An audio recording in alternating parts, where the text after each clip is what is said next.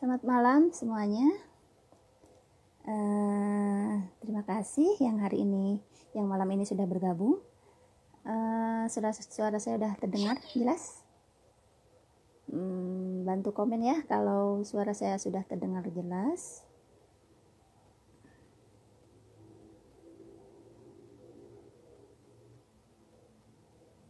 Baik. Assalamualaikum warahmatullahi wabarakatuh. Selamat malam semuanya, teman-teman pemirsa Instagram Live Hipertensi Paru. Jumpa lagi dengan acara rutin bulanan dari Yayasan Hipertensi Paru Indonesia yang mengangkat topik-topik mengenai hipertensi paru dan seputarnya. Bersama saya Arni Rismayanti yang akan menjadi host malam hari ini. Pada malam hari ini saya juga akan ditemani oleh moderator, yaitu Dr. Fisya Friska. Beliau adalah dokter PPDS Ilmu Kesehatan Anak di Fakultas Kedokteran Universitas Sumatera Utara. Dr. Friska akan membantu saya untuk memandu jalannya diskusi dengan narasumber kita pada malam hari ini, yaitu dokter spesialis anak, Dr. Hafaz Zaki Abdillah. Ya, tanpa berlama-lama saya akan mengundang kedua dokter terlebih dahulu untuk bergabung ya. Sebentar.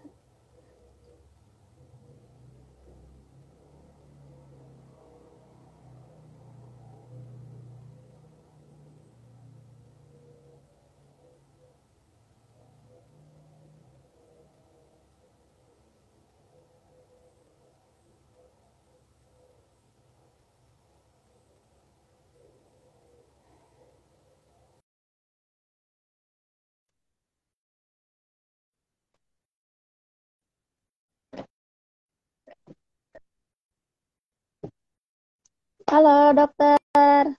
Halo. Selamat malam, dok. Malam. Ini saya kebalik ya, muter ya? Betul.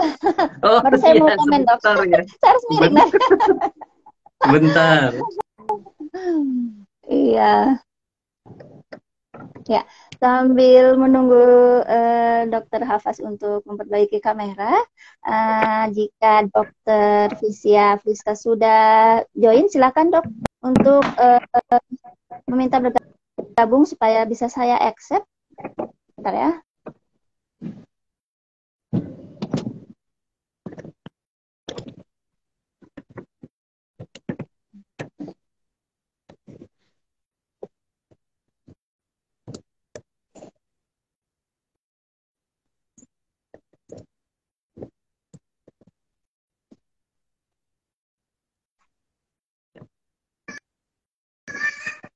Halo, selamat malam.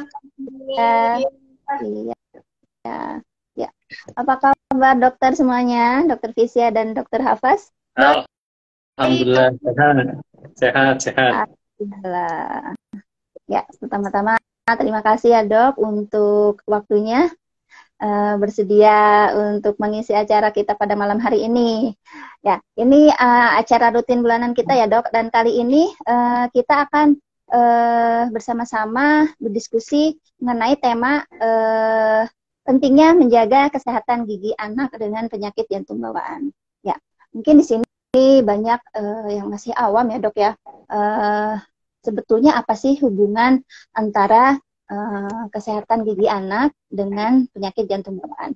Nah, mungkin nanti Dr. Hafaz akan menjelaskannya secara langsung dan juga akan menjawab pertanyaan-pertanyaan dari teman-teman mungkin di sini jika ada yang bertanya, dan akan dipimpin oleh Dr. Fisya Friska ya dok ya. Ya. Baik, Kak. Terus saat ini praktek di mana dok? PPDS ya dok, Dr. Fisya Friska sekarang? Iya, Karni, PPDS Karni. Iya sih ya. Udah mau selesai ini beliau. Mungkin karena di sini sudah tidak sabar untuk mendengar diskusi menariknya. Ayah bunda silakan jika mempunyai pertanyaan seputar menjaga pentingnya menjaga kesehatan gigi anak dengan penyakit jantung bawaan. Baik, layar dan waktu saya persilakan kepada Dr. Fisia Friska dan Dr. Hafaz. Silakan, Dok. Ya, terima kasih. Baik. Sebelumnya, terima kasih banyak atas perkenalannya, Karni. Saya juga mau menyapa para penonton Instagram Live pada malam hari ini, teman-teman ayah bunda dan teman-teman sekalian. Terima kasih sudah menonton Instagram Live pada malam hari ini. Malam hari ini kita akan ditemani oleh pembicara kita yang berpengalaman dan ahli di bidang jantung anak, yaitu Dr. Hafaz Saki Abdillah, Magister Kedokteran Pediatrik, Spesialis Anak Konsultan. Sebelum kita memulai sesi diskusi, izinkan saya untuk membaca CV beliau terlebih dahulu. Dr. Hafaz Saki Abdillah, Magister Kesehatan Pediatrik, Spesialis Anak Konsultan. Beliau kedokteran di Fakultas Kedokteran Universitas Sumatera Utara, dilanjutkan dengan pendidikan spesialis anak di FKUSU. Setelah itu beliau melanjutkan pendidikan di bidang jantung anak di FKUI RSCM. Pada saat ini beliau aktif sebagai staf di Departemen Ilmu Kesehatan Anak FKUSU dan sebagai Sekretaris Ikatan Dokter Anak Indonesia Sumatera Utara pada tahun 2021 hingga saat ini. Baik, tanpa berlama-lama lagi, kita sambut pembicara kita, Dr. Hafaz Saki Abdillah, Magister Kedokteran Pediatrik, Spesialis Anak Konsultan. Selamat malam, Dr. Hafaz. Selamat malam, Dr. Fisia. Terima kasih Iya, atas perkenalannya ya. Terima Iya, kasih. dokter. Iya, dokter. Instagram live kali ini cukup spesial ya, dokter, karena kita akan membahas penyakit jantung bawaan anak yang mungkin masih asing bagi pemirsa Instagram live. Baik, dokter, kita mulai saja diskusi kita karena banyak penonton yang sudah menunggu. Mungkin kita mulai dulu, dokter, dengan apa itu penyakit jantung bawaan, dokter. Silakan, dokter. Ya, terima kasih, Dr. Fisia. Ya. Pertama saya mengucapkan terima kasih kepada UKK Kardio ya, IDAI dan Yayasan Hipertensi Paru atas kesempatannya. Jadi kita hari ini judulnya hubungan kesehatan gigi dengan penyakit jantung bawaan ya. Jadi kalau pertanyaan dari Dr. Fisia diawali dengan apa itu penyakit jantung bawaan, saya rasa semuanya kita sudah tahu ya. Cuman saya akan mengingatkan kembali bahwasanya penyakit jantung pada anak itu secara garis besar dibagi dua ya, ada penyakit jantung bawaan dan ada penyakit jantung yang didapat ya. Kalau kita ngomongin penyakit jantung bawaan, tentunya kita ngomongin kelainan jantung yang terjadi sejak di dalam kehamilan. Artinya pada saat proses pembentukan jantung dari mulai masa kehamilan, apapun proses yang mengganggu proses pembentukan jantung pada saat masa kehamilan akan membawa kelainan tersebut sampai bayi tersebut dilahirkan gitu. Jadi itu yang disebut dengan penyakit jantung bawaan. Artinya pada saat dia lahir, kalau misalnya anak tersebut mengalami kelainan pada struktur jantungnya, akan terbawa sampai dia lahir. Jadi berbeda dengan penyakit jantung yang didapat. Kalau penyakit jantung yang didapat itu, waktu anak tersebut lahir, jantungnya baik-baik saja. Oleh karena sesuatu hal, kemudian terjadilah penyakit jantung pada anak tersebut. Jadi berbeda ya. Jadi itu yang disebut dengan penyakit jantung bawaan, Dr. Fisia. Baik, dokter. Jadi penyakit jantung bawaan itu memang penyakit jantung yang sudah dibawa sejak lahir ya, dokter ya? Iya, benar sekali. Iya, dokter. Kira-kira dokter untuk jenis-jenisnya, dokter, ada apa saja ya, dokter? Jadi kalau ngomongin penyakit jantung bawaan yang akan kita bahas sekarang, tentunya secara garis besar lagi penyakit jantung bawaan itu dibagi atas dua kelompok ya. Dibagi atas klinis yang muncul, apakah sianotik atau biru, atau yang asianotik yang tidak biru ya. Jadi jenisnya tuh banyak. Sianotik tuh jenisnya macam-macam ya, ada VSD ya, ada ASD kalau mungkin teman-teman pernah dengar ya, bocor jantung ya. Jadi ngomongin penyakit jantung bawaan yang tidak biru itu biasanya kelainan jantungnya itu simple, sederhana. Biasanya ataukah lubang saja atau sempit saja ya. Tapi kalau sudah ngomongin penyakit jantung bawaan yang biru, yang secara klinis akan muncul biru pada bibirnya, pada lidahnya, pada kukunya, ya, itu merupakan suatu penyakit jantung yang biasanya kompleks. Isinya itu tidak hanya sekedar lubang saja, sempit saja, akan tetapi biasanya ada kombinasi di dalamnya. Ada lubang, ada sempit, ada yang bergeser, macam-macam tuh jenisnya, tergantung dari jenis penyakit jantung bawaannya seperti apa. Jadi pada intinya penyakit jantung bawaan pada anak itu secara garis besar dibagi dua. Ada yang cyanotik, yang biru, dan ada yang acyanotik dan yang tidak biru. Begitu, Dr. Fisia. Baik dokter, ternyata jenisnya cukup banyak ya dokter. Terus dokter, untuk faktor resiko terjadinya penyakit jantung bawaan pada anak, kira-kira apa saja ya dokter? Mohon penjelasannya dokter.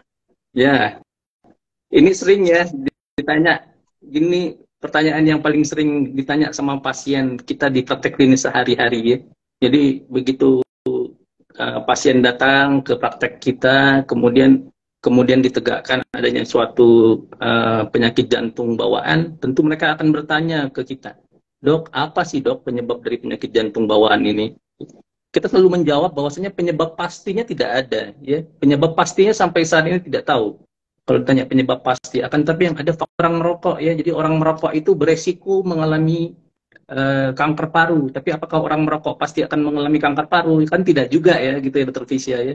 Jadi kalau ngomongin penyebab pastinya tidak ketahuan sampai sekarang. Tapi beberapa faktor resiko yang dapat menyebabkan terjadinya penyakit jantung bawaan ini diantaranya itu seperti contohnya adanya infeksi. Jadi ibu-ibu hamil, ibu yang sedang hamil terus kemudian mengalami infeksi di trimester pertama kehamilan ya. Kita ketahui bahwasanya pembentukan jantung itu dimulai dari trimester pertama kehamilan sampai minggu keempat biasanya, sampai di trimester pertama kehamilan biasanya jantung itu akan terbentuk. Ya. Jadi apapun yang menyebabkan terjadinya gangguan pada saat pembentukan jantung di trimester pertama kehamilan, seperti contohnya ada infeksi rubella misalnya. Jadi ibunya mengalami infeksi, ada keluhan demam-demam, terus kemudian muncul adanya merah-merah pada kulit. Nah, kita curiga nih anak ini ibunya menderita mungkin suatu rubella ya, rubella. Jadi rubella itu kalau misalnya ibunya menderita rubella itu beresiko akan melahirkan anak dengan penyakit jantung bawaan contohnya. Kemudian ibu yang merokok ya dan minum minuman alkohol pada saat kehamilan itu juga beresiko akan melahirkan anak dengan penyakit jantung bawaan. Kemudian ibu yang dengan diabetes katanya. Jadi itu juga beresiko menderita penyakit jantung bawaan. Kemudian anak yang lahir secara herediter, ya, misalnya ada kelainan sindrom tertentu, ya, seperti Down syndrome, gitu, ya, itu beresiko bayi-bayi yang lahir dengan sindrom tertentu akan lahir selain disertai dengan sindrom tersebut, anak tersebut juga biasanya akan disertai dengan keterlibatan jantung di situ, ada masalah jantung ya, yang merupakan penyakit jantung bawaan. Kemudian apalagi obat-obatan juga itu juga salah satu faktor resiko ya yang menyebabkan bayi yang lahir dari ibu yang hamil makan obat sembarangan akan menyebabkan bayi yang lahir juga bisa menyebabkan cacat jantung ya. Kurang lebih sih seperti itu ya Dokter Fis ya. Baik dokter, terima kasih dokter untuk penjelasannya. Selanjutnya dokter, untuk tanda dan gejala dari penyakit jantung bawaan itu apa saja ya dokter? Biar para pemirsa Instagram Live di rumah itu cepat mengenali dokter tanda-tandanya dokter. Silakan dokter.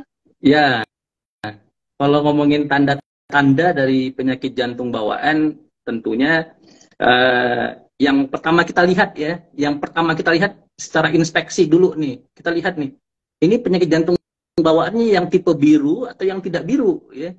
Kalau dia tipe biru atau tipe cyanotik ya akan terlihat gejalanya biru pada bibir, pada lidah, pada kuku ya, ada istilahnya clubbing finger namanya ya, kukunya tuh agak melengkung-melengkung ya, Dr. Fisya sering lihat itu di bangsal kita ya.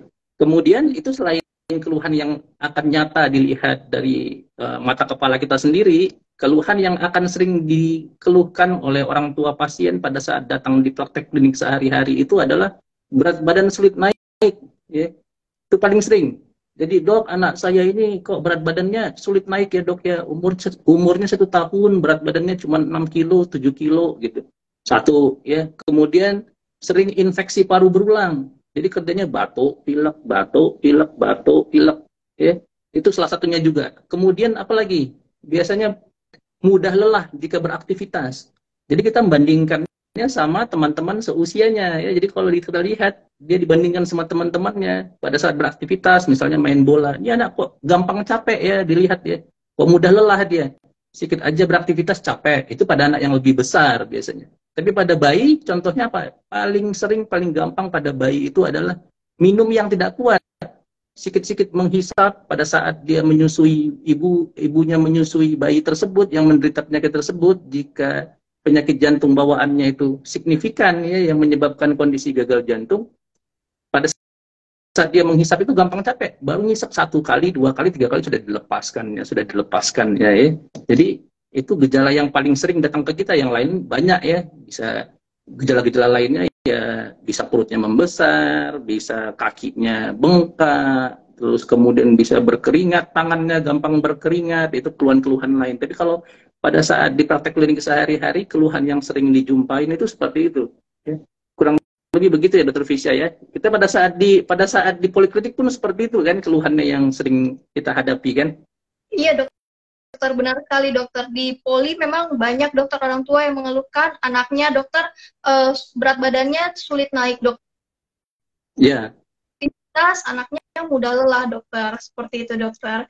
Terima kasih kepada Dokter Hafaz atas penjelasannya yang sangat informatif. Kita balik ke topik utama ya dokter, pentingnya menjaga kesehatan gigi pada anak dengan penyakit jantung bawaan. Nah dokter, untuk hubungan antara kesehatan gigi dengan penyakit jantung bawaan anak itu bagaimana ya dokter? Mohon penjelasannya dokter. Ya, pertama saya disclaimer dulu ya, bahwa saya bukan dokter gigi dan saya bukan ahlinya ya di bidang gigi itu ya sebenarnya ya. Nanti kalau misalnya ada yang para pemirsa yang ada mendengarkan, jika saya ada sedikit kesilapan ya mohon maaf sebelumnya, oleh karena saya bukan praktisi gigi. Tapi pada intinya begini, pada intinya yang namanya kesehatan gigi itu pasti sangat dibutuhkan ya, kebersihan rongga mulut, kebersihan gigi geligi, dan kebersihan gusi itu sangat dibutuhkan. Tidak hanya sekedar untuk anak dengan penderita jantung saja ya secara keseluruhan, tapi ini kita ngomongnya berfokus pada kondisi penyakit jantung bawaan, sehingga kebersihan mulut, kebersihan gigi, kesehatan gusi itu menjadi suatu hal yang penting perlu diperhatikan pada anak-anak yang menderita penyakit jantung bawaan. Kita ketahui bahwasanya anak-anak dengan penyakit jantung bawaan, jika memiliki oral hygiene ya, kebersihan mulut yang tidak begitu baik, oleh karena adanya karies, misalnya gigi yang berlubang, gusi yang bermasalah, tentunya hal tersebut bisa menjadi fokus infeksi sebetulnya. Bisa menjadi jalan masuk oleh kuman melalui gigi tersebut, melalui gusi yang tidak sehat tersebut, untuk masuk ke peredaran darah, terus kemudian akan masuk ke dalam jantung. Yang akan kita takutkan apa? Akan terbentuk kuman di dalam jantung, ya. Ada infeksi jantung namanya, yang disebut kita istilah dengan infektif endokarditis. Oleh karena itu gigi itu penting, ya. Kebersihan gigi itu penting. Oleh karena kita juga di praktek klinik sehari-hari, kita kalau pasien-pasien yang datang ke poli jantung, selain kita mengevaluasi jantungnya, jika akan melakukan tindakan-tindakan tertentu, kita juga akan mengevaluasi giginya. Pemeriksaan gigi itu merupakan pemeriksaan yang rutin kita lakukan ya, dengan cara biasanya kita akan mengkonsulkan ke bagian gigi dan mulut biasanya. Gitu, Dokter Fisya. Baik dokter, ternyata sangat begitu penting ya dokter, para orang tua di rumah untuk menjaga kebersihan gigi anaknya di rumah ya dokter, apalagi kalau anaknya di rumah ada penyakit jantung bawaan ya dokter ya. Iya, baik dokter, benar sekali. Untuk pemirsa Instagram Live yang di rumah yang ingin bertanya, silahkan mengirimkan pertanyaan ke kolom komentar dokter. Ini sudah ada pertanyaan dokter dari Triska Antoni dokter. Pertanyaannya seperti ini dokter, izin bertanya dokter, bagaimana bila anak penyakit jantung bawaan sakit gigi? Apakah ada tindakan khusus dokter? Mohon penjelasannya dokter.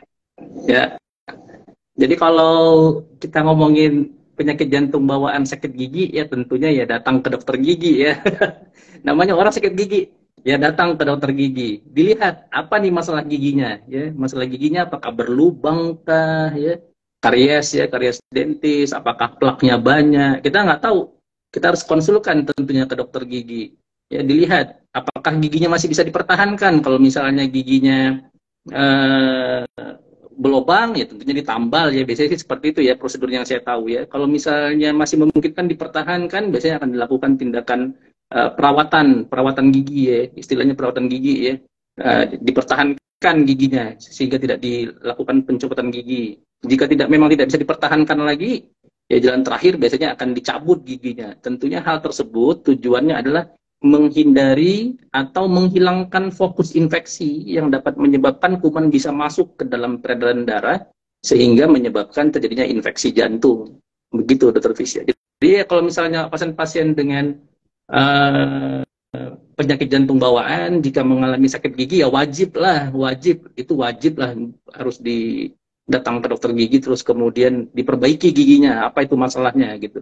Ya, kurang lebih sih seperti itu. Baik dokter, jadi dokter anak dengan penyakit jantung bawaan apabila ada masalah dengan gigi wajib ke dokter gigi ya dokter ya untuk diperbaiki ya dok ya. Baiknya harusnya begitu. Baik dokter, ini ada pertanyaan selanjutnya dokter dari Kotima_IA. Dok, anak saya dengan penyakit jantung bawaan AVSD sudah dioperasi di usia 6 bulan dan pada usia 2 tahun sudah perbaikan untuk katupnya.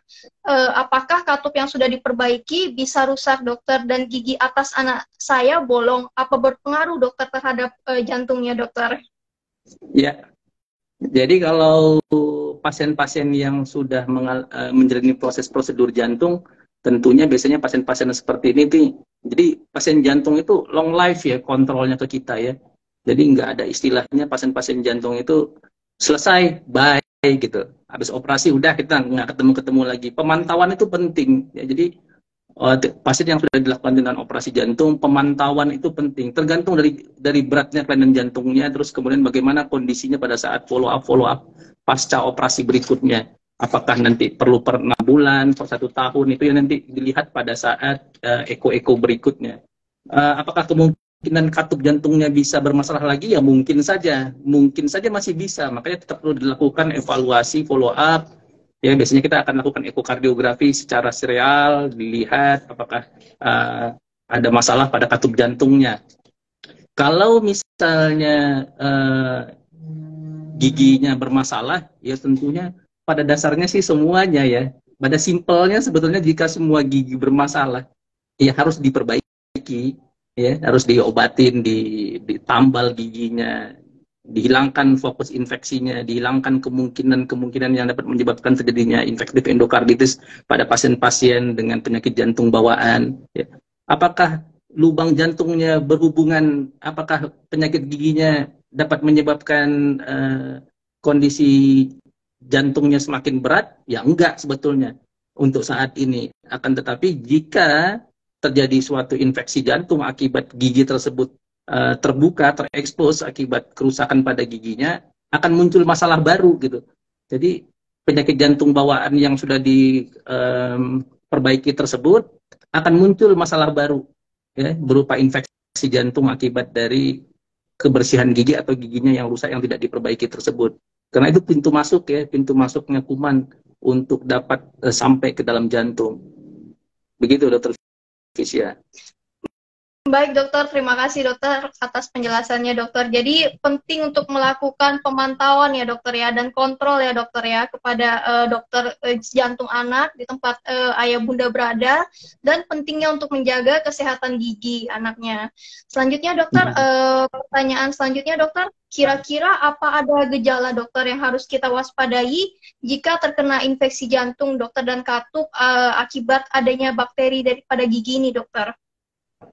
Ya, biasanya kita curiga jika seorang anak penyakit jantung bawaan, ya, oleh karena kita ketahui bahwasanya salah satu faktor resiko terjadinya infeksi jantung adalah anak-anak dengan penyakit jantung bawaan. Ya, tidak harus infeksi jantung itu anak tersebut menderita penyakit jantung bawaan, oleh karena beberapa hal yang dapat menyebabkan terjadinya infeksi jantung itu bisa oleh karena riwayat penggunaan vena sentral misalnya yang tidak adekuat, yang tidak steril ya. Tetapi pada pasien-pasien dengan penyakit jantung bawaan resiko itu akan meningkat lebih besar pada kondisi-kondisi tertentu. Kemudian apa yang perlu diwaspadai ya, biasanya keluhan yang kita curigai jika anak tersebut menderita suatu infeksi jantung adalah demam biasanya. Jadi demam tinggi, berkepanjangan, panjang, demam lebih dari seminggu ya. Anak terlihat kondisinya toksik ya, terlihat berat sakitnya, kemudian kok bisa dijumpai klinis gagal jantung ya, oleh karena kuman jantung itu itu bisa nempel di mana-mana, bisa di katup jantungnya, bisa di dinding jantungnya. Jadi tergantung di mana kuman jantung itu masuk di dalam jantung, apakah nempelnya di dinding jantung, menempelnya di katup jantung, ukurannya kecil, sedang, besar, tentunya itu akan mempengaruhi. Kalau misalnya ukurannya besar, nempelnya di katup jantung misalnya, ya akan muncul gejala klinis gagal jantung pada anak tersebut selain dijumpai ada demam. Biasanya kalau seperti itu kita akan eksplor tuh ke arah suatu kemungkinan infeksi jantung atau infektif endokarditis ya, dengan melakukan pemeriksaan darah. Biasanya kita lakukan ekokardiografi untuk melihat apakah memang ada muncul kuman di dalam rongga jantung. Kita akan eksplor ke arah sana. Dan setelah itu ya tentunya giginya harus diperbaiki untuk mencegah terjadinya berulangnya kembali suatu infeksi jantung tersebut. Baik dokter, ini dokter ada pertanyaan lagi dokter dari Roni Lino dokter. Izin bertanya dokter, dari Roni asal Papua, izin bertanya untuk hubungan antara tadi sepertinya sudah dijawab ya dokter ya. Kita lanjut saja dokter. Mungkin mau diulang lagi dokter untuk jawabannya dokter? Yang mana tuh ya? Yang ini dokter, izin bertanya hubungan antara gigi dengan penyakit jantung bawaan dokter. Ada Roni dari Papua dokter yang bertanya dokter. Sama bukan tadi itu pertanyaannya? Ya? Iya sama dokter. Iya. Kita lanjutkan aja ya dokter ya. Iya iya. Baik. Selanjutnya dokter, kira-kira dokter apa yang bisa dilakukan ya dokter untuk mencegah terjadinya infeksi jantung dan katup pada pasien anak dokter dengan penyakit jantung bawaan dokter? Silakan dokter. Iya, kalau terkait dengan topik kita hari ini tentunya berhubungan dengan kesehatan gigi dan mulut. Kita biasanya akan lakukan edukasi ke orang tua ya. Kita edukasi ke orang tua. Jadi pasien yang datang ke poliklinik jantung kita tuh selain kita menjelaskan mengenai perkembangan sakit jantungnya, menegakkan sakit jantungnya, kemudian memberitahu rencana pengobatan yang akan dilakukan ke depannya, follow up-nya seperti apa. Jangan lupa bahwasanya ada resiko infeksi jantung yang menghantui ya. Kita tahu bahwasanya pada prinsipnya guru saya pernah bilang kecil lubang kecil masalah, besar lubang, besar masalah gitu katanya istilahnya. Jadi meskipun lubang jantung itu ukurannya nggak besar ya, kecil, anaknya nggak terlihat suatu kondisi gagal jantung yang nyata, akan tapi kebersihan mulut ya menjadi merupakan salah satu yang perlu diedukasi ke orang tua. Kita perlu kasih tahu ke orang tua bahwasanya dengan melakukan dengan melakukan kebersihan mulut ya, melakukan sikat gigi 2 kali dalam sehari minimal, kemudian kita edukasi biasanya meskipun anaknya tersebut tidak ada keluhan sakit jantung, kita beritahu bahwasanya pentingnya untuk melakukan dental record ya namanya. Kita anjurkan dia untuk tetap men-check up kondisi giginya setiap 6 bulan sekali. Kita nggak ketahuan soalnya adanya lubang-lubang mikro itu biasanya belum menimbulkan gejala sakit gigi kalau belum sampai ke bagian saraf. Akan tetapi itu sudah menjadikan fokus ya, infeksi kuman bisa masuk ke dalamnya. Kemudian kita bisa edukasi ke orang tua supaya jangan banyak makan yang terlalu manis-manis ya. Bukan berarti nggak boleh makan yang manis-manis, boleh. Tapi jangan terlalu banyak porsinya ya. Kemudian kita juga biasanya edukasi ke orang tua, apalagi pada anak-anak yang nyusu botol ya. Ya untuk tidak menyusui pada saat, untuk tidak minum susu botol pada saat mau tidur malam. Oleh karena kita ketahui bahwasanya susu itu jika terendam, gigi terendam oleh cairan susu yang manis itu akan bisa merusak gigi gitu. Jadi edukasi ke orang tua itu perlu terhadap kesehatan gigi supaya tidak terjadi kondisi yang tidak kita harapkan ya, infeksi jantung ini.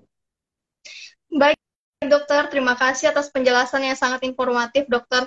Ternyata menyikat gigi minimal 2 kali sehari dan melakukan dental record sangat penting ya dokter ya bagi para ayah bunda yang ada di rumah ya dokter ya. Iya, penting.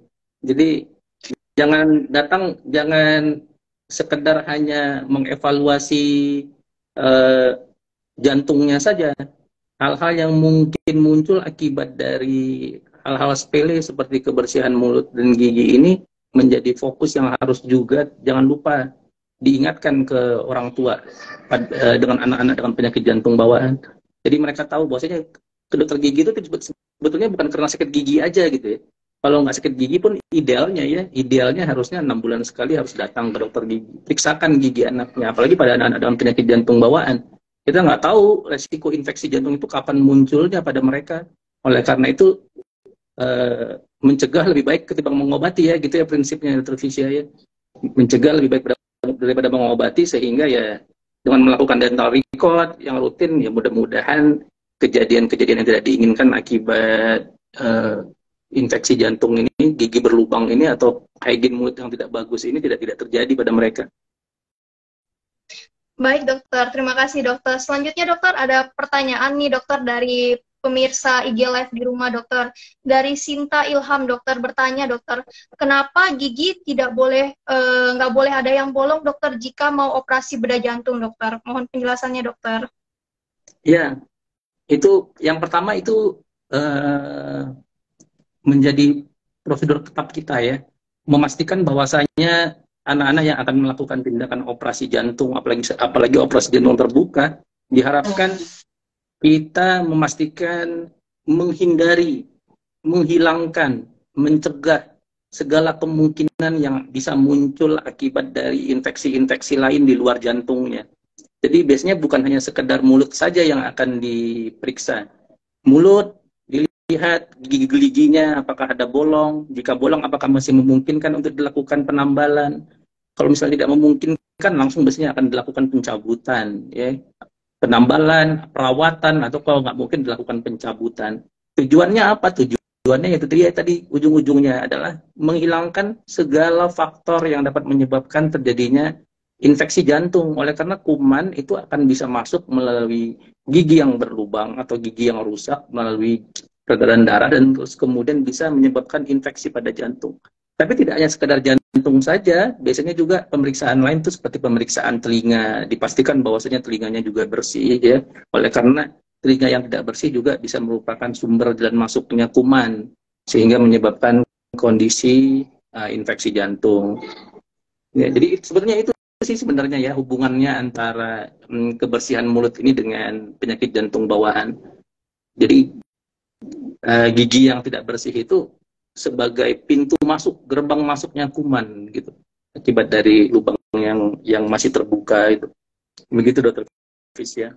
Baik dokter, terima kasih dokter. Berarti memang gigi yang tidak bersih ini dokter dapat menjadi pintu masuk ya dokter ya, bagi bakteri ya dokter ya, dan bisa menyebar kemana-mana ya dokter ya. Iya, benar sekali. Jadi kita jangan melupakan ya, jangan fokus pada satu masalah lain kita terlupakan, padahal itu juga hal yang penting gitu. Baik dokter, terima kasih dokter. Selanjutnya dokter ada pertanyaan lagi ini dokter di kolom chat dokter dari Fahri Aulia dokter, izin bertanya dokter, apakah anak dengan penyakit jantung bawaan boleh cabut gigi dokter? Mohon penjelasannya dokter. Oh ya, ya pasti boleh. Itu pasti boleh. Jadi kalau anak dengan penyakit jantung bawaan, giginya, jadi dokter gigi sekarang nggak kayak dulu ya, dulu istilahnya gitu ya, setahu saya ya, kalau rusak tambal cabut, kalau nggak bisa ditambal cabut gitu ya. Sekarang mereka lebih maju gitu, perawatannya tuh mereka akan melakukan perawatan pada gigi dulu jika memungkinkan. Jadi kalau misalnya giginya rusak, memungkinkan nggak masih dipertahankan gitu giginya. Kalau memungkinkan masih dipertahankan, akan dipertahankan. Kalau rasanya tidak bisa dipertahankan lagi, ya mau nggak mau ya harus dicabut. Ya, mau nggak mau harus dicabut. Ya tentunya bisa saja lah dokter Fisya. Memang itu, kita misalnya pasien-pasien yang akan dilakukan tindakan operasi jantung, kalau dilakukan, kita konsulkan ke bagian gigi dan mulut, terus kemudian mereka lihat tuh, wah banyak nih kenyataannya di lapangan pasien-pasien kita kebersihan mulutnya itu sangat tidak terjaga ya. Nanti dokter giginya ini kita mau operasi ke Jakarta misalnya ya, dilakukan konsul ke dokter giginya sebelum keberangkatan dan ke dokter THT untuk telinganya. Nanti dokter giginya bilang tuh kita mau cabut ada 3 gigi atau 4 gigi, wah banyak sekali giginya yang dicabut ya sebetulnya ya. Untuk itu ya. Ya tentunya boleh saja untuk mencegah terjadinya hal-hal yang tidak diinginkan akibat gigi yang rusak tersebut. Boleh sekali. Berarti Berarti boleh ya dokter ya untuk kita cabut gigi ya dokter untuk menghilangkan fokus infeksinya ya dokter ya. Eh, Iya. Baik Tapi dokter, kan ini tapi kan alangkah lebih baik kalau misalnya dirawat ya. Jadi jangan sampai dicabut, kasihan soalnya. Apalagi misalnya kalau giginya sudah gigi permanen ya, yang rusak itu sudah gigi permanen bukan lagi gigi susu. Artinya kan dia setelah giginya dicabut itu kan giginya jadi ompong ya. Anaknya jadi ompong giginya. Kalau misalnya jadi pasiennya mau berangkat operasi, kita lihat giginya pada ompong gitu, dicabutin giginya, orang memang tidak bisa dipertahankan lagi. Kalau dipertahankan juga tidak memungkinkan ya. Jadi nanti ujung-ujungnya mesti datang ke dokter gigi untuk pasang gigi palsu, dia mesti buat gigi palsu dia. iya dokter, baik dokter. Berarti memang penting memang untuk kita lebih baik menjaga ya dokter, merawat gigi ya dokter ya. Oh pasti ya. Iya dokter. Baik dokter, selanjutnya ada pertanyaan lagi dokter di kolom chat dokter dari Viren Agatis dokter. Izin bertanya dokter, tadi dijelaskan susah untuk naik berat badannya dokter. Bagaimana edukasi ke orang tua dokter agar tumbuh kembang anak ini dapat dikejar dokter sesuai target dokter. Terima kasih dokter. Iya, ini seperti tadi saya bilang tadi. Ya ini salah satu keluhan yang paling sering datang ke kita di poliklinik sehari-hari dengan keluhan anaknya sulit naik berat badan. Jadi kenaikan berat badannya berdasarkan pertambahan usianya tidak sesuai, ya. Kita ketahui biasanya ini terjadi karena beberapa faktor tentunya, tidak murni oleh karena masalah jantungnya saja. Ya, betul memang masalah jantungnya menjadi salah satu faktor penentu ya. Kita ketahui kalau misalnya semakin besar derajat eh, kelainan pada jantungnya, yang contohnya misalnya lubang jantung nih, semakin berat, semakin besar lubang jantungnya tentu akan semakin berat klinis gagal jantungnya. Semakin berat penyempitan pada pembuluh darahnya, tentunya semakin berat klinis yang akan muncul ya. Jadi selain memang jantungnya sangat berpengaruh, tentunya masukan intake makanan itu menjadi hal yang penting. Kita ketahui bahwasanya pemenuhan kebutuhan gizi pada anak-anak dengan penyakit jantung bawaan itu membutuhkan kalori yang lebih dibandingkan anak-anak yang tanpa dengan penyakit jantung bawaan.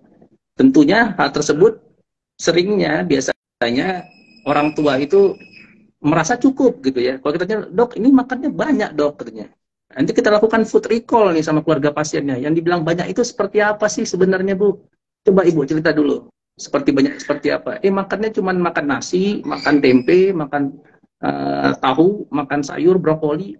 Ya benar itu banyak, tapi nggak bisa untuk naikin berat badan kalau yang dimakan hanya protein nabati yang banyak ya. Tentunya konten ya, jadi jumlah jenis ya, makanan yang diberikan pada anak-anak dengan penyakit jantung bawaan itu tuh penting. Tentunya kita sangat berharap kebutuhan kalori bisa banyak atau kebutuhan nutrisi bisa banyak berasal dari protein hewani ya, ikan, telur, daging, susu gitu, ayam, itu bisa diberikan oleh pasien. Tapi yang menjadi tantangan juga adalah bahwasanya anak kalau dengan penyakit jantung bawaan yang derajatnya berat, dia memang tidak bisa menghabiskan dalam jumlah yang banyak, itu juga jadi masalah. Jadi mau kita suruh banyak, dia makan nggak sanggup dia banyak, karena makan itu menjadi suatu aktivitas yang melelahkan buat dia. Sehingga biasanya kalau kita seperti ini, kalau anaknya mau makan ikan, mau makan daging, mau makan susu gitu misalnya, minum susu, jenisnya mau, variasinya mau, tapi jumlahnya yang nggak cukup. Biasanya kita akan berkonsultasi, bekerja sama dengan dokter anak bagian nutrisi. Kita memikirkan jenis sediaan makanan yang akan diberikan dan rutenya gimana. Apakah rutenya bisa diberikan secara oral? Kalau bisa, cukup kita berikan secara oral. Ya, tapi kalau nggak memungkinkan, mau nggak mau, meskipun diberikan secara oral, kita biasanya akan berikan dengan menggunakan selang atau NGT untuk mengejar berat badannya. Lagi-lagi yang perlu difikirkan adalah karena biang keroknya selain memang intake-nya yang kurang, tapi juga oleh karena masalah-masalah jantungnya, ya tentunya kita jika anak tersebut sudah berada pada syarat tertentu, tergantung jenis penyakit jantung bawaannya, lubangnya segera ditutup. Ya. Jadi kalau misalnya lubangnya cukup signifikan, signifikan ya sehingga menyebabkan gejala klinis gagal jantung yang cukup nyata pada anak tersebut. Jika sudah sampai syarat tertentu memungkinkan anak tersebut untuk dilakukan penutupan lubang jantung ya, baik secara operasi ataupun secara kateterisasi, lubang itu akan kita tutup ya, tentunya akan untuk menghilangkan penyebab kondisi gagal jantungnya akibat dari kelainan jantung tersebut ya. Gimana ini anekdotnya seperti orang ngisi pompa ban ya, dipompa tapi bannya bocor gitu, jadi nggak akan bisa penuh, dipompa keluar, dipompa keluar. Tentunya ini penanganannya harus secara simultan gitu, jadi bersama-sama, nggak bisa satu mesti ini dulu nggak, ini harus dikerjakan secara bersama-sama. Intake-nya harus diperbaiki, jenisnya harus diperbaiki, makannya harus diperbaiki, rutenya harus diperbaiki, dan kemudian tentunya penyebab utama dari penyakit jantung bawaan tersebut, jika memang syaratnya sudah tercukupi untuk dilakukan koreksi, harus dilakukan koreksi supaya berat badannya bisa dan tumbuh kembangnya bisa tercapai sesuai dengan yang kita harapkan. Baik dokter, terima kasih dokter atas penjelasannya dokter. Sangat informatif sekali dokter dan sangat membuka wawasan dokter untuk para pemirsa Instagram Live di rumah dokter. Selanjutnya dokter ada pertanyaan nih dok dari kolom komentar dokter dari Niko Ima dokter. Ini dok, kalau giginya habis tinggal akarnya gimana ya dok? Kayaknya harusnya dikontrol ke dokter gigi langsung lah ya ini dok. Wah iya, biasa tuh. Jadi kalau misalnya giginya sudah habis ya, kita nengok tuh gigi anak-anak tuh. Biasanya kalau kayak gitu tuh yang gigi susu tuh biasanya. Anak-anak kecil ya, balita di bawah usia 5 tahun, kebersihan mulutnya tidak dijaga, terus giginya tinggal gropol-gropol tuh, kayak gigi busuk begitu. Tinggal akarnya ya. Ya biasanya apakah bisa copot sendiri ya, oleh karena kita ketahui bahwasanya gigi susu itu kan akan beralih ke gigi permanen ya, kita ketahui ya. Jadi gigi susu itu biasanya mulai muncul di usia 6 bulan dan nanti akan digantikan oleh gigi permanen di usia 6 tahun biasanya. Kalau misalnya ya secara alamiahnya kan biasanya kan gigi susu itu akan tanggal sendiri, didorong oleh gigi permanen ya, jatuh ke bawah didorong oleh. Tapi kalau misalnya itu menjadi fokus infeksi akibat dari dan bisa menyebabkan terjadinya infeksi jantung, apalagi misalnya anak di bawah usia balita di bawah usia 5 tahun, kita mau lakukan tindakan koreksi giginya bermasalah, giginya tinggal akarnya. Ya, kita akan lakukan konsul ke dokter gigi, biasanya itu akan dicabut itu akarnya. Mereka akan bersihkan akarnya, dicabut akarnya untuk menghilangkan jalan masuk kumannya. Ya nggak dibiarin juga gitu. Baik dokter, terima kasih dokter. Ini dokter ada pertanyaan lagi dokter di kolom chat dari Fahri Aulia dokter. Izin bertanya dokter, setelah tindakan kateterisasi, pasien anak biasanya mendapatkan obat pengencer darah dokter. Bagaimana jika terjadi gusi berdarah dokter saat menggosok di gigi atau tiba-tiba dokter? Mohon penjelasannya dokter. Oh iya, ya itu memang gini ya. Jadi pada beberapa pasien yang menjalani pasca tindakan kateterisasi intervensi ya. Contohnya seperti pemasangan VSD, transkateter, terus kemudian pemasangan penutupan ASD, VSD, transkateter, itu biasanya pasca tindakan tersebut kita akan memberikan obat pengencer darah, aspirin biasanya selama 6 bulan. Kita akan lakukan edukasi biasanya ke orang tua. Edukasi Pak, Ibu, ini bahwasanya kita sudah melakukan penutupan lubang jantung pada anak Bapak, Ibu, dan ini akan diberikan obat pengencer darah selama 6 bulan. Tentunya jika kita berikan obat pengencer darah pada anak tersebut, akan beresiko anak tersebut mudah mengalami perdarahan atau lebam-lebam ya pada kulit ya. Kita akan edukasi itu ke orang tua. Kita edukasi bahwasanya pasien jangan lasa, oleh karena kalau misalnya dia terbentur akan gampang lebam, apalagi jatuh misalnya kepala, takutnya perdarahan di kepala, ya itu menjadi hal yang memang udah rutin kita edukasi ke orang tua. Kalau misalnya giginya berdarah bagaimana? Biasanya kita akan kasih tahu ke pasien bahwasanya usahakan gunakan sikat gigi yang lembut ya. Kita kalau tengok-tengok di supermarket itu kan grade-nya sikat gigi itu ada yang hard ya, ada yang hard, ada yang medium, ada yang soft ya. Anjurkan yang soft penggunaan sikat giginya. Terus kemudian ajarkan bagaimana sikat gigi yang baik, cara menggosoknya, cara memutarnya gimana. Oleh karena cara memutar sikat gigi itu sangat mempengaruhi bagaimana nanti menimbulkan trauma akibat cara menyikat gigi yang salah, ya. Ya tahu-tahu dikit lah kita untuk yang seperti itu ya, meskipun yang advance-nya dokter gigi ya. Tapi rasanya cara menyikat gigi, bagaimana memutarnya seperti apa, pemilihan sikat gigi. Tapi kalaupun misalnya terjadi perdarahan yang banyak, tidak berhenti-berhenti, tentunya ya sangat dianjurkan dia datang ke kita kembali. Datang kembali, stop dulu obatnya, stop dulu obat pengencer darahnya, datang ke kita akan evaluasi kembali. Biasanya kita akan lakukan beberapa pemeriksaan darah untuk melihat men-screening faktor pembekuan darah ya, faktor bleeding time, clotting time, segala macam. Kita lihat apakah ada masalah lain di luar masalah yang tersebut. Kurang lebih sih seperti itu, Dr. Fisya. Baik dokter, jadi jika seandainya terjadi hal seperti itu kepada anak-anak di rumah dokter, sebaiknya dibawa ke dokter dulu ya dokter ya, biar kita lakukan pengecekan dan kita bisa tahu ya dokter ya, apa tindakan selanjutnya ya dokter, apakah obatnya dihentikan atau seperti apa ya dokter ya. Ya, ini kita evaluasi. Ya, tapi sebelum itu kita edukasi dulu gitu. Jadi edukasi itu penting, kita edukasi dulu ke pasiennya, kasih tahu cara sikat gigi yang benar, pemilihan pasta giginya, sikat giginya yang lembut gitu. Nah, tapi kalau belum dikerjakan ya sulit juga kita. Jadi kita edukasi ke pasien. Jika semuanya sudah dikerjakan, tapi ternyata memang masih berdarah ya stop dulu obatnya sementara, datang ke kita untuk kita evaluasi. Baik dokter, terima kasih dokter. Selanjutnya dokter ada pertanyaan lagi dokter di kolom komentar dokter. Sepertinya para penonton di rumah dokter sangat antusias ya dokter ya malam hari ini dokter ya. Malam minggu ini ya. Dokter ada semangat. Iya dokter.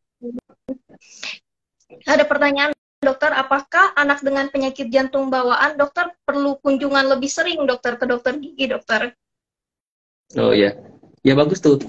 Jadi kalau ke dokter gigi, kita pada dasarnya kalau misalnya giginya tidak ada yang bermasalah ya, kalau giginya tidak ada yang bermasalah ya dianjurkan tuh 6 bulan sekali.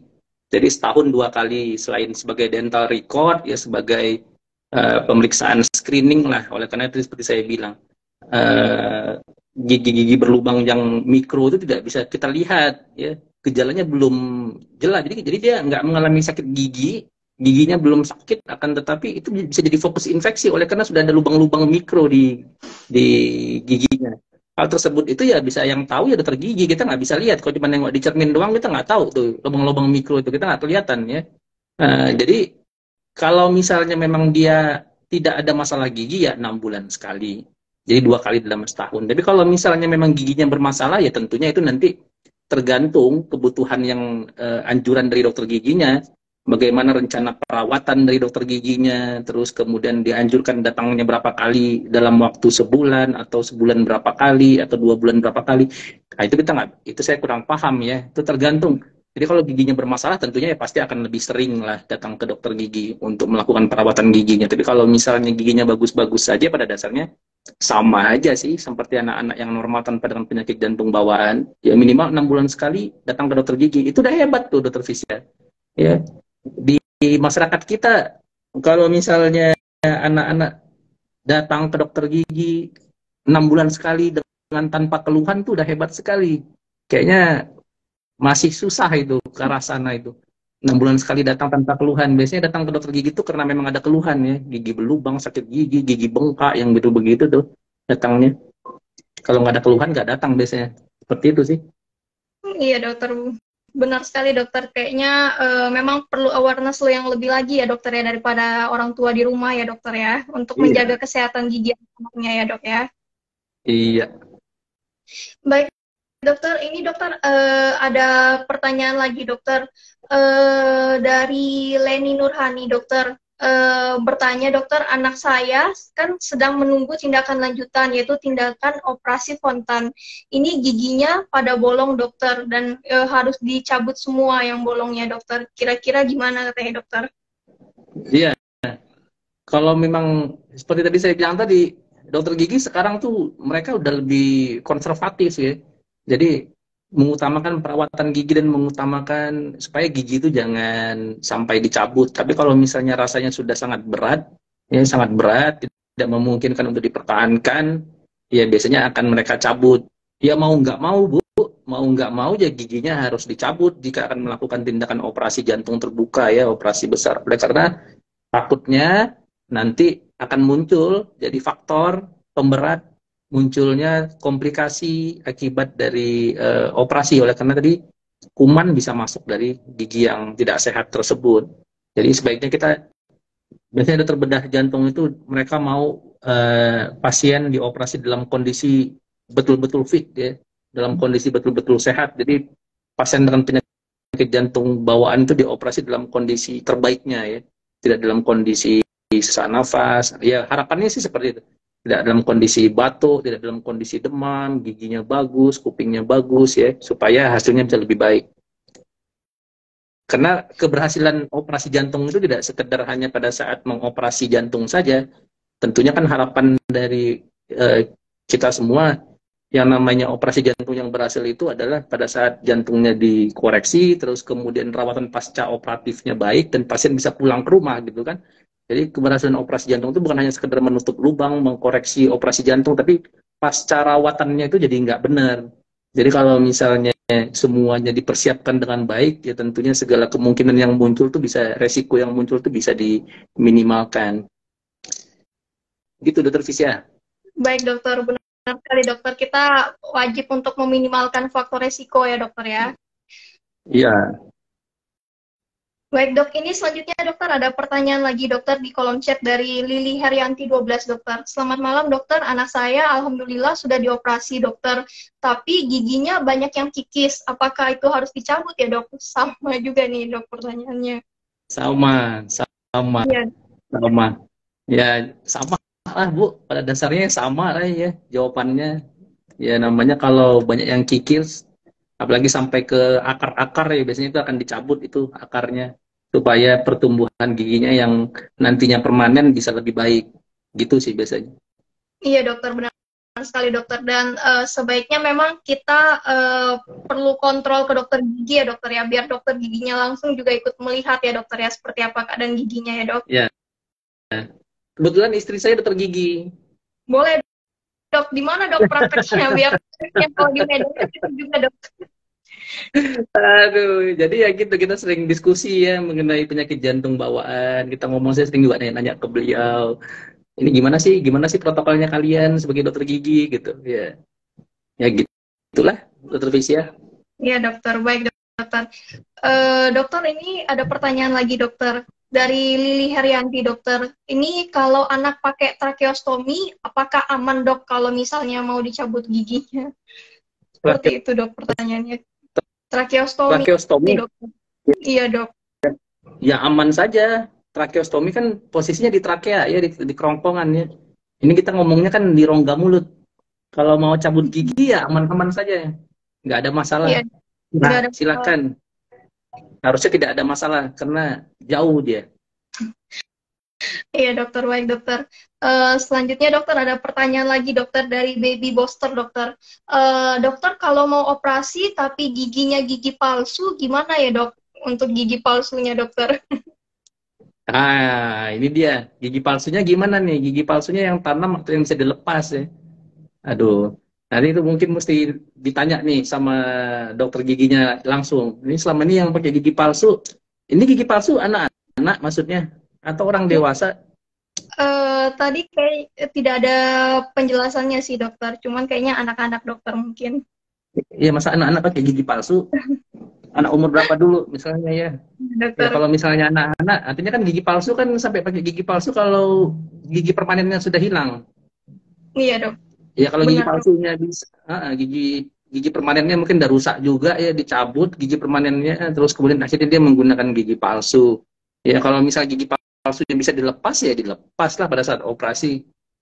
Nggak terpasang. Harusnya sih nggak ada masalah ya dengan gigi palsu. Baik, dokter, ini masih ada pertanyaan lagi, dokter, dari Pinda Filarsi, dokter. Izin bertanya, dokter, untuk pasta gigi anak, apakah lebih baik memakai pasta gigi yang mengandung fluoride atau yang tidak ya, dokter? Dan sebaiknya, apakah sehabis sikat gigi dikumur kembali dengan air atau tidak, dokter? Wah, ini sulit ini saya jawabnya. Ini kompeten dokter giginya nih, harusnya nih. yang ngejawabnya nih, mana yang terbaiknya. Saya sulit nih jawabnya nih Pak, Ibu, Iya, karena saya nggak Dok. kompeten mana yang terbaik. Tapi eh, pada dasarnya katanya sebetulnya tidak ada perbedaan antara pasta gigi dewasa dan anak. Katanya sih salah satu perbedaannya kadar kandungan fluoride-nya katanya. Ya, fluoride pada gigi pasta gigi anak itu lebih disesuaikan, jumlahnya lebih sedikit dibandingkan orang dewasa. Pemilihan juga berhubungan berdasarkan rasa ya. Kalau misalnya rasa pada pasta gigi anak biasanya ada rasa jeruk lah, ada rasa anggur lah. Sedangkan rasa gigi pada pasta orang dewasa kan biasanya kan mint ya. Dan belum tentu semua anak-anak acceptable, terima dengan rasa tersebut. Sehingga tujuannya diharapkan anak tersebut menggunakan pasta gigi anak adalah untuk meningkatkan compliance, sebetulnya kepatuhan terhadap dia kebiasaan menyikat gigi. Jadi dengan dia nyaman menyikat gigi, terus kemudian rasa pasta giginya dia suka, ya, sehingga kalau misalnya disuruh sikat gigi, dia senang gitu.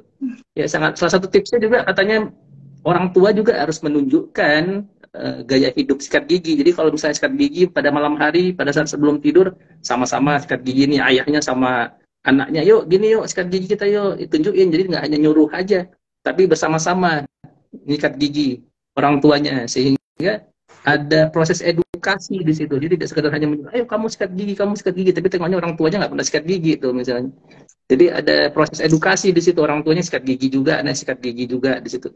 Tapi bagaimana yang lebih baiknya nanti mungkin Bapak Ibu ini bisa berkonsultasi langsung sama yang lebih ahli ya. Saya takutnya saya salah mengenai itu. Nanti dokter gigi mungkin yang bisa menjawabnya tuh. Iya, dokter. Sebaiknya ditanyakan langsung ke dokter giginya ya, dokter ya. Tapi Iya. ayah bunda di rumah perlu memberi contoh ya, dokter ya. Kalau malam harus kasih contoh untuk sikat gigi juga ya, dokter ya, Penting. sama anaknya ya, dokter. Iya, penting itu. Jadi malam hari sebelum tidur ajarin anak-anaknya sikat gigi. Ayo kita sikat gigi sama-sama ya, gitu ya. Anaknya pakai pasta gigi anak-anak, ayahnya pakai pasta gigi orang dewasa. Ajarkan bagaimana cara sikat gigi yang baik, ya.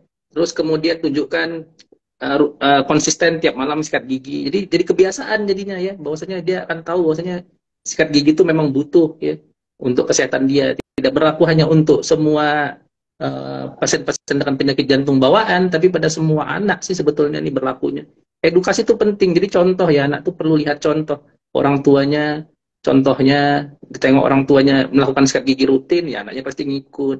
Ini gimana kita mau bilang kalau anaknya suruh sikat gigi, orang tuanya juga nggak sikat gigi ya, susah juga. Ya gitulah, Fisia. Baik, dokter. Dokter, ini karena keterbatasan waktu ini, dokter, saya akan memberikan kesimpulan, dokter, untuk diskusi kita malam hari ini, dokter. Jadi, penyakit jantung bawaan itu adalah suatu penyakit jantung yang sudah didapat sejak lahir, dan tipenya sendiri, dokter, ada yang biru dan ada yang tidak biru. Dan penting untuk kita, pada orang tua di rumah, untuk menjaga kesehatan gigi anak dengan penyakit jantung bawaan ya, dokter ya. Ya. Dokter, baik dokter, ini Mbak Arni sudah buka kamera nih dokter, kayaknya waktunya emang udah mau habis dokter. Apakah ada pesan-pesan dokter untuk orang tua di rumah yang anaknya mengalami penyakit jantung bawaan, dokter, terkait dengan topik kita malam hari ini, dokter? Silakan dokter. Kalau pesan saya apa ya? Pesan saya tuh jadi kebersihan mulut, ya, gigi, gusi itu merupakan hal yang penting, tidak hanya pada populasi anak,